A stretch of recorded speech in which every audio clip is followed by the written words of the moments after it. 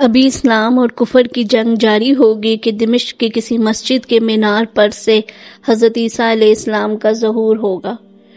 ان کے دور کے بارے میں متعدد احادیث مبارکہ ہیں، اس لیے ان کا آنا لازمی امر ہے۔ قرب قیامت کے حالات و واقعات پر سرور کائنات صلی اللہ علیہ وسلم کی پیشن گوئیوں کا ذکر کیا جائے تو تقریباً 80 سے 90% تمام نشانیاں پوری ہو چکی ہیں۔ مثلا نکمے ترین آدمی اپنی قوم کے لیڈر بن جائیں گے۔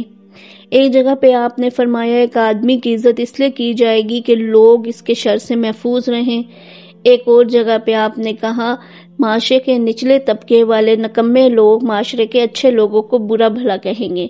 گانے والی لڑکیاں اور گانے بجانے کے اوزار عام ہو جائیں گے۔ شراب کا استعمال کثرت سے ہوگا۔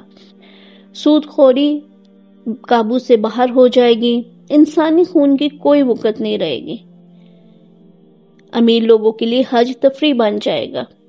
آخرکار وہ گھڑی اچانک آ جائے گی کہ اتنی اچانک کہ دو آدمی خرید و فروخت کے لیے اپنے سامان یعنی کہ کپڑے کا تھان پھیلائیں گے تو نہ قیمت کا فیصلہ ہو سکے گا اور نہ تھان کو واپس لینے کا وقت ملے گا۔ مرد اپنے دوست کو اتنا نزدیک کر لے گا کہ اس کا والد اس سے دور ہو جائے گا۔ مرد اپنی عورت کی اتنی تابعداری کرے گا کہ والدہ کی اس کو کوئی پرواہ نہ رہے گی۔ اب شروع ہوتا ہے دجال کا انجام، یعنی کہ حضرت امام مہدی علیہ السلام اور حضرت عیسیٰ علیہ السلام کا ظہور۔ جب دجال کا زور پورا طاقت پہ ہوگا اور اس وقت اسے اور اس کے کفر کو ختم کرنے کے لیے اللہ تعالیٰ مسلمانوں میں سے ایک شخص کو کھڑا کریں گے جن کا نام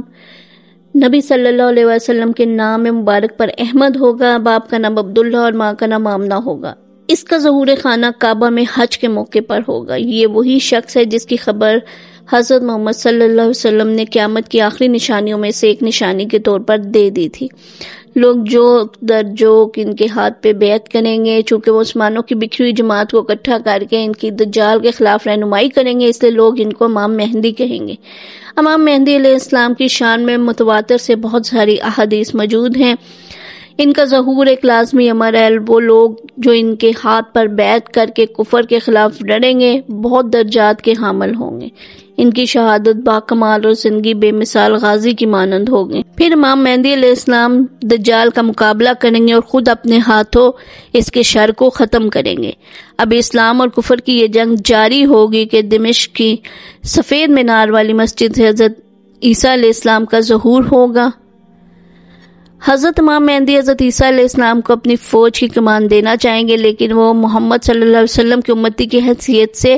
امام مہدی کی قیادت میں ہی دجال کا مقابلہ کریں گے۔ عیسائیوں کو اسلام پر دعوت دیں گے اور بتائیں گے میں عیسیٰ ابن مریم ہوں، لیکن وہ اس کا انکار کریں گے اور اپنے جھوٹے عقیدے پر اصرار کریں گے۔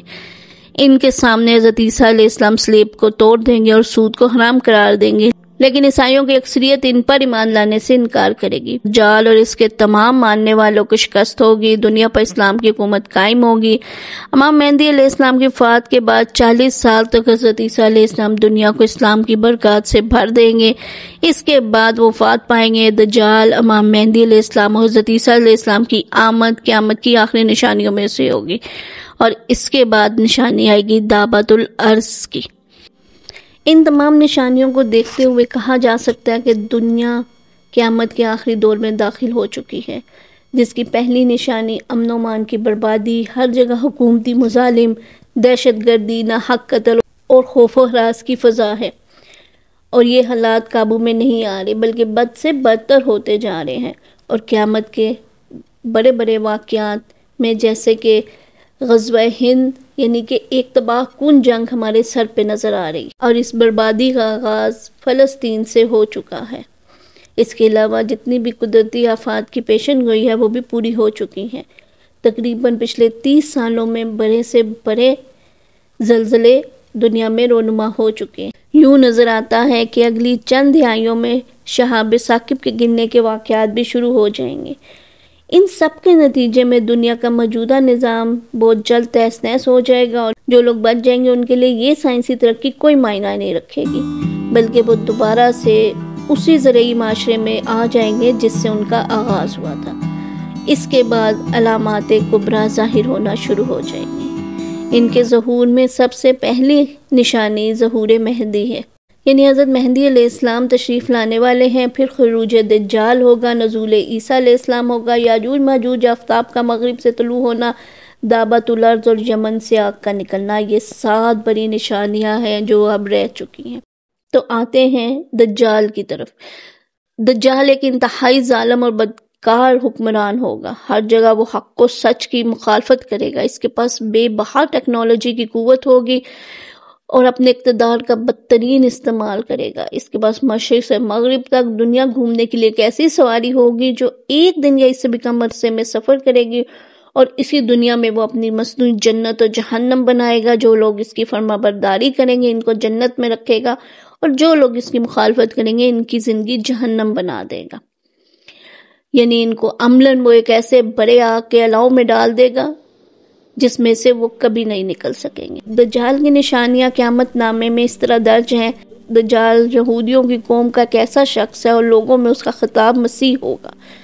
اس کی دائیں آنکھ اندھی اور انگور کی طرح لٹکی ہوئی ہوگی، اس کے سر کے بال گھنگریالے ہوں گے، اس کی سواری بہت بڑا گدھا ہوگی، پہلے پر شام اور عراق کے مابین اس کا ظہور ہوگا، وہاں نبوت کا دعوت کرے گا، اس کے بعد اصفہان آئے گا اور اصفہان کے بعد 70,000 یہودی اس کے تابع اور اس کے ساتھ ہوں گے، تب خدائی شروع کرے گا اور ہر جگہ فتنہ و فساد برپا کرے گا، ساری سرزمین پر گشت کرے گا، لوگوں کو اپنی خدائی کا اقرار کرنے کے لیے بلائے گا اور بندوں کے امتحان کے لیے بڑے بڑے عجائبات اللہ تعالیٰ کے حکم سے اس کے ہاتھوں سے ظاہر ہوں گے، باوجود اس کے کہ اس کی پیشانی پر کاف الف ف را لکھا ہوگا، جس کو ہر مسلمان پڑھے گا جو کہ ان پڑھ ہوگا یا پڑھا لکھا ہوگا، لیکن اس کا ایماندار ہونا شرط ہے، اور اس کے ساتھ ہی بہت بڑی آگ ہوگی، اس کا نام دوزخ ہوگا، اور دوسری طرف بہت بڑا باغ ہوگا، اس کا نام جنت ہوگا، اور اپنے دشمنوں کو آگ میں جھونکے گا اور دوستوں کو جنت میں ڈال دے گا، اگر در حقیقت اس کی آگ سرد ہوا اور باغ کی خاصیت جلتی ہوئی آگ کی ہوگی، اور اس کے ہاتھوں روٹیوں کا انبار اور پانی کی سبیل ہوگی، جس کو چاہے گا دے گا اور جس کو چاہے گا نہیں دے گا۔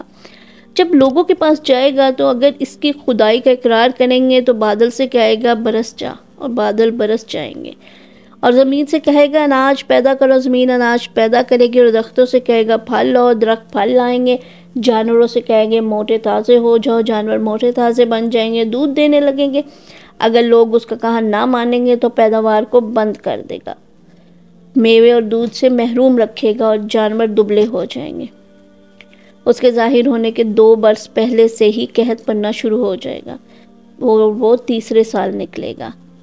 یعنی دنیا میں قحط سالی جب عروج پہ ہوگی تو اس وقت وہ نکلے گا اور زمین کے خزانوں کو کہے گا کہ نکل آؤ، تو وہ آپ ہی آپ زمین سے نکل آئیں گے،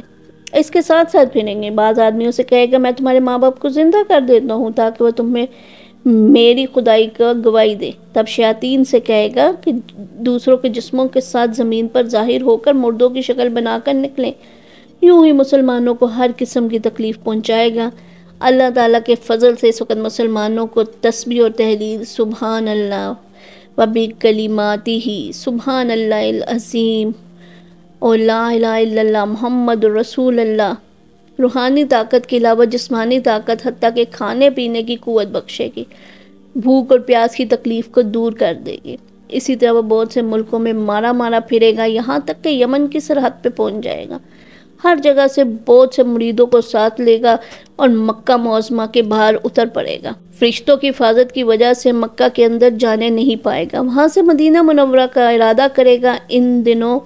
مدینہ منورہ میں 7 دروازے ہوں گے، اللہ تعالیٰ ہر دروازے پر 2 فرشتے مقرر کریں گے جو ننگی تلوار لے کے کھڑے رہیں گے،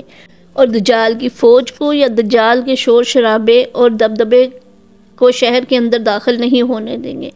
اس وقت مدینہ میں 3 مرتبہ ایسا زلزلہ آئے گا کہ جس شخص کے دل بے اعتقاد و فتور ہوگا وہ زلزلے کے ڈر سے شہر سے باہر نکل جائے گا اور دجال کی پہنچ میں گرفتار ہو کر اسی کے لوگوں میں شامل ہو جائے گا۔ اس وقت مدینہ منورہ میں ایک نوجوان ایسے بھی ہوں گے جو دجال سے سوال و جواب کرنے کے لیے باہر آئیں گے، وہ جب اس کے لشکر کے پاس پہنچیں گے تو پوچھیں گے کہ دجال کہاں ہے، اس کے ایمان افروز لب و لہجے اور اس سوال کو لوگ بے ادبی سمجھ کر ان کو مار ڈالیں گے، لشکر کے چند لوگ منع کریں گے، کیا تم نہیں جانتے کہ تمہارے پروردگار یعنی دجال نے اس بات سے منع کیا کہ میرے بے حکم کسی کو نہ مارا جائے؟ تب وہ لوگ دجال کے پاس جا کے کہیں گے کہ ایک بے ادب شخص آپ کے پاس آنا چاہتا تھا۔ دجال ان کو اپنے پاس بلوائے گا۔ جب وہ اس کی شکل دیکھیں گے تو کہیں گے میں نے تجھے پہچان لیا، کیونکہ نبی صلی اللہ علیہ وسلم نے ہم لوگوں کو تیرے ہی احوال کی خبر دی تھی، تیری گمراہی اور دغابازی کا احوال بیان کیا ہے، تو وہی دجال مالون ہے۔ دجال غصے میں آئے گا اور کہے گا آرا لاؤ اور اس کے سر پہ رکھ دو، یہاں تک کہ لوگ انہیں آرے سے چیر کر 2 ٹکڑے کر ڈالیں گے، اور وہ خود دونوں ٹکڑوں کے پاس جا کے کھڑا ہوگا، پھر اپنے امیروں کی طرف متوجہ ہو کے کہے گا اگر میں اس مردے کو زندہ کر دوں تو تم میری خدائی کا پورا یقین نہ ہو جائے گا، تمہارا شک و شبہ بھی دور ہو جائے گا۔ تو وہ جواب دیں گے ہم لوگوں کو اب بھی شبہ نہیں ہے، اگر یہ ہوگا تو ہم لوگوں کا ایمان اور تر و تازہ ہو جائے گا۔ تب وہ دونوں ٹکڑوں کو جوڑ کے کہے گا زندہ ہو جائے، تب وہ اللہ تعالیٰ کی قدرت سے زندہ ہو جائیں گے اور فرمائیں گے اب تو مجھے پورا یقین ہو گیا کہ میرے پیغمبر صلی اللہ علیہ وسلم نے تیرا ہی احوال بیان کیا تھا کہ تو ہی دجال مالون ہے۔ دجال پھر غصے میں کہے گا اسے زمین پر پچھاڑ دو اور ذبح کر دو، اور اس کے لوگ حلق پر چھری چلائیں گے لیکن ان کو کوئی تکلیف نہیں پہنچے گی۔ تب دجال شرمندہ ہوگا اپنی اسی دوزخ میں جس کا احوال اوپر لکھا گیا پھینک دے گا، اور اللہ تعالیٰ اس آگ کو سرد کر دیں گے۔ اس کے بعد دجال کسی مردے کو زندہ نہ کر سکے گا۔ اس کے بعد ہم آپ کو بتائیں گے دعوت الارض اور قیامت کی باقی بڑی نشانیوں کے بارے میں، جس کے بعد معافی کا دروازہ بند ہو جائے گا۔ تو ہمارے ساتھ جڑے رہیے۔